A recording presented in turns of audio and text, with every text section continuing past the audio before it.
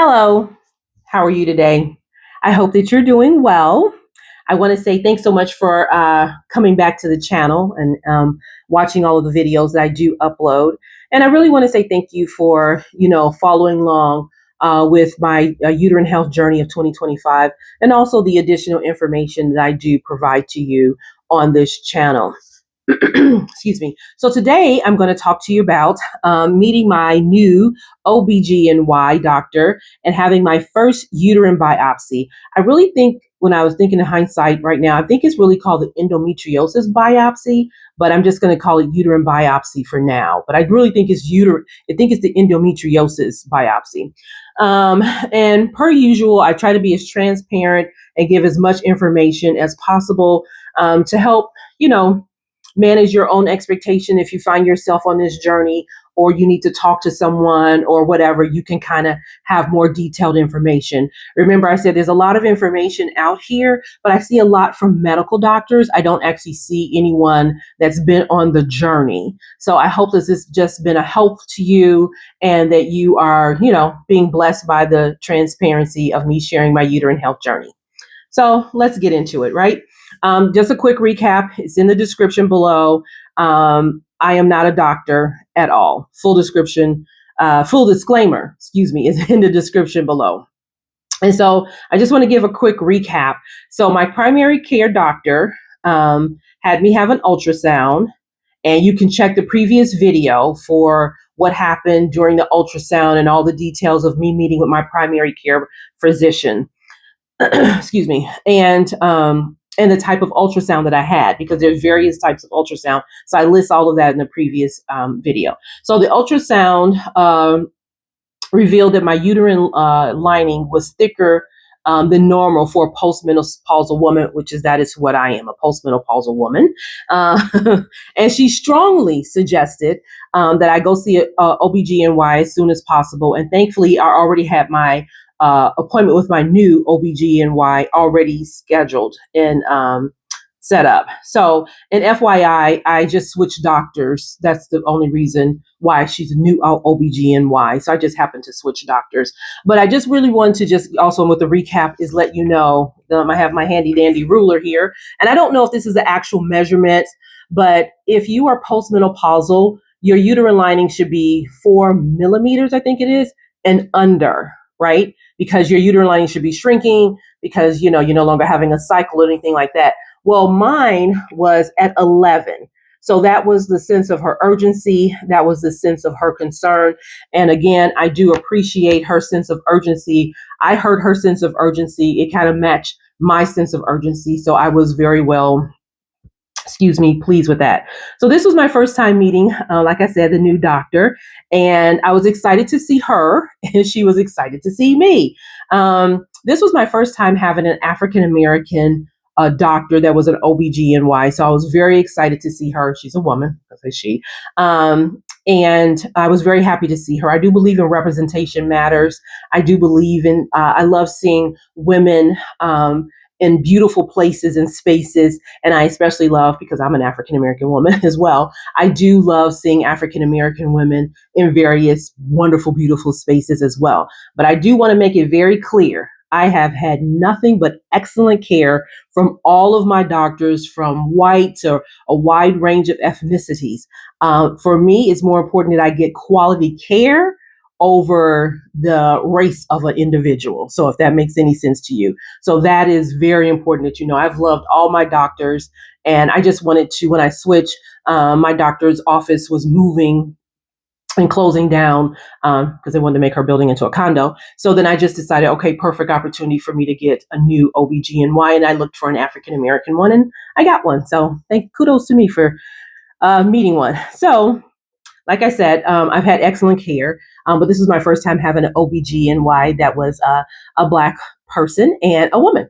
And my doctor told me that she was, because I did tell her I was happy to see her, and she knew what I meant. And she told me she was also happy to see me, because she said usually when women postmenopausal come to her is usually after the pains or the symptoms have become so severe, and then treatment and things of that nature, it's like like a rush or something like that. So the earlier you get your symptoms and you go in to see a doctor, the more you can go in and really have, or advocate for good quality care, which I did another video up there around somewhere where it is that you can see about the importance of taking notes and advocating for yourself for good quality care.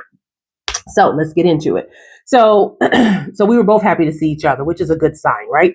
And I already got a good feeling for her. So I was just like, okay.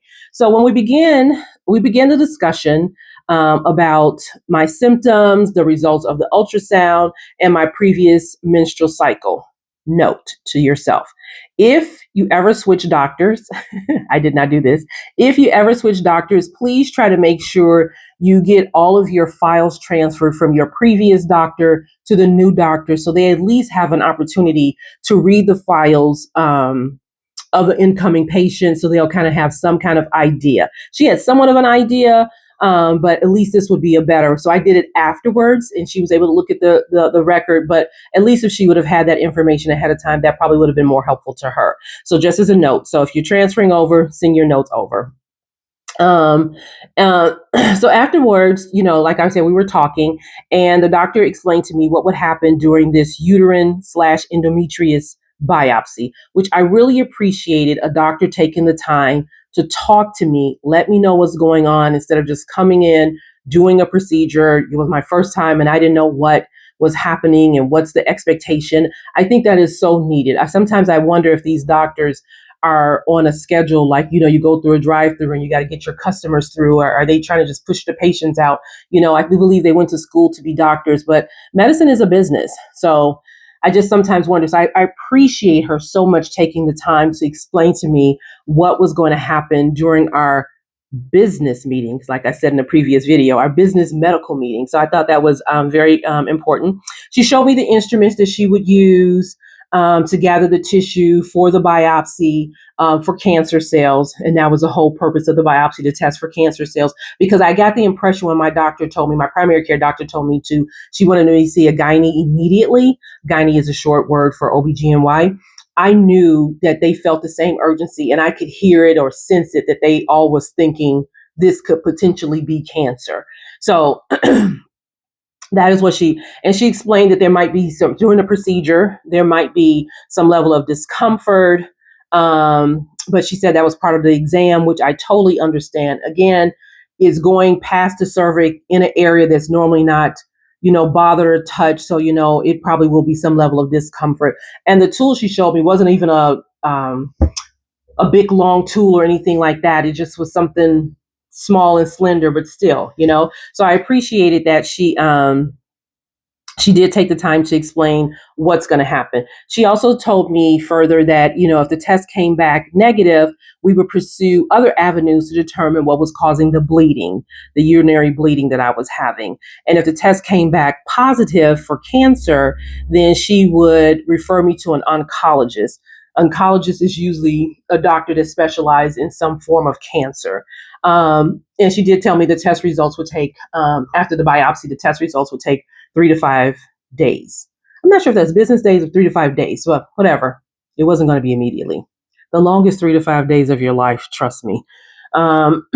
She was very pleasant, like I said, and she took her time to explain to me everything that would happen during this biopsy procedure, which I found to be like very, very helpful again, because, talking to me made me feel like I was a human, and it made me feel like I was seen. And when you're going to the doctor, that's the last thing you want to feel is like another number coming in here. Oh, yeah. Okay. Yeah. Or you're like complaining or something like that. She talked to me like I was a human, and I felt very seen, and then she made me feel very comfortable, because I'm going to be honest, I was very nervous. I'm in there for a biopsy that could reveal cancer. That's, that plays with your head, So I thought that was very helpful. So, okay. So in this description, in this, I failed to probably mention in other videos, but I usually in the description, I will put down links and articles of my research of where I found things to hopefully help you. And I try to find videos because I'm a visual learner, so I like to see things. So I'm going to include some of the videos of what happens during one of these biopsies for the ultrasound endometriosis, so that you can see it and what the tool is, begins with a P. I can't remember what it was, and how it looks like it got a little brush on the end, almost like a mascara brush, but super longer. Maybe I think of it like that. And so I will always put videos and links in the description for you to be able to see videos if you want, and articles of what you want, so you can understand that I'm not giving you just information randomly. These are things that I took the time to research, and try to understand what was happening to me. Some of these links I did afterwards, but I think they will be very helpful. So please check the description for some of the links that I'm going to provide. And even if you want to go back to future previous videos, you can look in there too. So she proceeded with the exam, and I believe, I'm not sure. I think she provided me with some kind of medication to numb me a little bit. I do believe that happened, to help lessen the pain. I would suggest that if you are going, that having to see if they can prescribe something to you earlier because you are coming, or give you something when you get there, like an ibuprofen or something like that, so it can be in your system, so it can help you, lessen the discomfort that is about to take place. In the procedure, the instrument goes in past your cervix and again up to your uterine lining and into the uterus area. And I think it's like a brush. They kind of like go back and forth, and as they're going back and forth, it's like I don't want to use the word scraping, but they're like trying to gather, as much, cells as possible. The more cells, the better. That was what I was thinking. I told her I told her that I would manage my pain tolerance as much as I could. Just get as many cells as you want so that you can have a proper testing. So that's how I felt. You may feel different, but she could hear my level of discomfort, and she would say, "Hey, I'm almost finished. I just need to grab some more of this or that." I think that whole procedure of her going in and out was probably less than 3 to 5 minutes. So it wasn't, a long process. It's just the discomfort is discomforting because it's some place that it's you have a tool, inside your uterus that has never been there before. And I also think too, when she started the exam, she put in the speculum, I think it's called, the one that opens you up so that they could go in there. So that was different in there as well. So again, everybody's pain tolerance is different. So you need to know, if it's important for you to have some kind of pain tolerance, please let your doctor know before you schedule the appointment. I have a low pain tolerance, this and that. What can you do? Please talk to them ahead of time so they can be properly prepared, because it's I don't think it's painful. I just think it's a level of discomfort is how I'm just trying to figure out how to say it. So that is what I think. And so at the end of the exam, the doctor provided me with a goodie bag. Woohoo. And so in the goodie bag, they gave me one sanitary napkin here. I think they should probably give you two, because everybody's body is different. You may have heavy bleeding, because after the exam, she did say that you might see some spotting, you might have some discomfort, and that could be anywhere up to 7 days after the exam. And so she also provided me with one of these instant hot packs, and you squeeze it and then it becomes like warm, and you can put it on your stomach if you're having any kind of level of cramping. I do believe she also wanted to write me a prescription in case I had any additional pain. And there's just going to be like a stronger level of ibuprofen, but I refuse. But let me tell you this. I'd say if they offer you any kind of pain medication, I say take it. If they don't offer, I say request it, because everybody's pain level is different and you never know. And in hindsight, I didn't have pain afterwards. I did see spotting afterwards, but I wish I would have taken the pain medication just in case. But I had ibuprofen at home. I'm just like, oh, whatever. But I think theirs is about a 600 level ibuprofen. So if they do offer you something for later, I say go ahead and take it. And of course, they'll just, send it to your local pharmacy, and then you can pick it up on your way home or whenever, just in case you might have that extra pain. So if you have bad cycles or heavy bleeding, I say go ahead and take the cycle. And if you're postmenopausal like me, I say, it doesn't hurt. Maybe, I don't know if they sell a couple of these, or maybe ask for another pad or something like that, just in case. You just want to make sure that you're okay. So that was that part. And then after I left the doctor's office, I was still in the same area. She wanted me to take a blood test. And the blood test I took, I do believe it was called LDH blood test. I'll try to put a link in the bio description as well about what that is. But it's a test that normally done to check for tissue damage, inflammation, disease in the body, but also could detect if there are any cancer cells per my internet research. Just, because I went to look when I never heard of the test. And when I got home later, I checked to see, well, what kind of test is this? And I didn't know at the time. So I, immediately looked it up. And that's another thing too, like I was saying, when you take notes, whenever you're having any kind of testing, blood testing, I'm like, okay, what kind of blood testing is this? I asked the technician told me. And, they sometimes they don't tell you too much, but I did write down the type of testing it was, and I was, easily able to come home and research it. So that's pretty much it for this. I just wanted to talk to you about what the uterine endometriosis biopsy was like. The entire appointment, definitely less than 30 minutes. You are free to go home. You're okay to go home after that or go back to work or wherever you're going. And it's done in the office. So I just wanted you to know what that could be like for you so you can manage your own, expectations of going in for your first uterine endometriosis biopsy. Mentally, it can be a lot on your brain because it was a lot for me. And again, you're waiting these 3 to 5 days to now see what the test results reveal. It's pretty scary. I'm just going to be very honest with you. And I'm sure if anybody's been on any kind of waiting for something, it can be very, your anxious levels are very high. So it could just be, yeah. So it takes a lot of good prayer and a lot of good friends that you surround yourself that are there for you.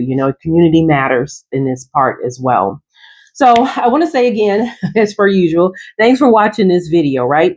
And I really do hope the information that I'm providing to you, and when I break it down into details, I hope it's very helpful to you as managing your expectations or of what you might expect. Sometimes I do see people on other socials and they'll tell you their stories, but and no offense to them, but they don't get an opportunity to break down, like, is it painful, or can you do this? Can you do that? So I just want to make sure I do that. And the most important thing is, if you find a doctor that is willing to have a conversation with you, be prepared with your questions to ask that doctor, even if they're not willing, because sometimes I think they're moving, faster than a race car off to the next patient. But this is important, and this is your health, the results makes a big difference in your life. So don't be afraid to ask questions and write down things and be prepared. So again, thanks for watching this video. I hope everything that I share with you is really helpful. Please feel free in the comments to share what you're feeling, any testimonies, or reach out to me however you feel. Please like and share this video. I don't mind you sharing the video because I feel like the more you share, the more this will be a conversation for others to start having, which is my ultimate goal. I want us to start having this conversation about our uterine health and how it affects us as women, how it affects us as African American women, and definitely how it affects the young women, because we need to start having this conversation so they too can take better care of themselves. And I always say to you, if you're feeling any kind of symptoms, no matter what it is, go see a doctor, make your appointment. You are important. Don't be afraid. Make the appointment. So subscribe to the channel. And then, hit the notification bell so you'll know when I upload my next video. And don't forget to go to the description and see all the additional research information that I provide for you. So again, I hope this was helpful, and I hope that you have a great day. And I will see you next time on Uterine Health. Let's talk about it. Bye-bye.